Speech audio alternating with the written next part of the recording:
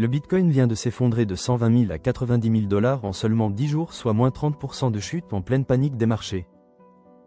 Aujourd'hui, je vais te montrer les 5 vraies raisons de ce crash historique, les chiffres hallucinants derrière cet effondrement et surtout, ma réponse claire, faut-il vendre, acheter ou attendre? 617 millions de dollars ont été liquidés en 24 heures, le Fear Index est tombé à 10, le niveau le plus bas depuis le crash Covid, et tous les gains de l'année 2025 ont été effacés. Reste jusqu'à la fin car je vais te donner mes 3 scénarios pour décembre 2025, janvier 2026 et ma stratégie concrète pour gérer cette situation de crise sans perdre d'argent bêtement. La première raison du crash, c'est que la Fed maintient les taux d'intérêt élevés, ce qui rend le Bitcoin moins attractif que les obligations qui rapportent du rendement garanti sans risque.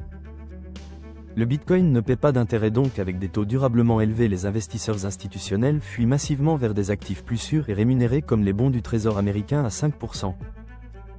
La deuxième raison, c'est que les ETF Bitcoin se vident massivement. Le 11 novembre, 524 millions de dollars entraient encore dans les fonds, mais dès le 12 novembre, 278 millions sortaient brutalement. L'ETF de BlackRock, le plus gros du monde, a perdu 500 millions de dollars en une seule journée. Le 18 novembre, avec 5 jours consécutifs de sortie nette, montrant clairement que les institutions abandonnent le navire Bitcoin. Si tu veux comprendre les opportunités et les dangers du Bitcoin et des cryptos, alors abonne-toi à la chaîne et active la petite cloche. Chaque semaine, je partage des analyses concrètes sans bullshit pour t'aider à investir intelligemment sans te faire piéger par les fluctuations émotionnelles du marché crypto. La troisième raison, c'est les liquidations en cascade avec 617 millions de dollars liquidés en 24 heures seulement, le 16 novembre à cause de l'effet de levier utilisé massivement. 2,3 milliards de dollars ont été liquidés sur 7 jours consécutifs, dont 240 millions rien que sur les positions longues Bitcoin et 169 millions sur Ethereum seul. Quand le prix baisse, les positions à effet de levier sont liquidées automatiquement par les plateformes, ce qui force encore plus de ventes, créant un effet domino dévastateur pour tous les détenteurs, même ceux sans levier. La quatrième raison, c'est la panique totale et irrationnelle des investisseurs particuliers. Le Fear and Greed Index est tombé à 10 sur 100 le 13 novembre, soit le niveau de peur le plus bas depuis le crash Covid de mars 2020. La cinquième raison, c'est le shutdown du gouvernement américain qui a bloqué toutes les données économiques d'octobre, plongeant les marchés financiers et la Fed dans l'incertitude totale sur l'état réel de l'économie américaine. Alors faut-il vendre ou acheter maintenant? Ma réponse claire dépend totalement de ton profil.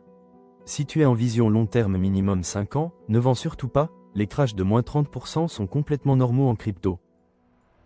Historiquement, Bitcoin a toujours rebondi après toutes les corrections majeures de son histoire, mais attention, ça ne garantit absolument rien pour l'avenir, c'est important de le dire.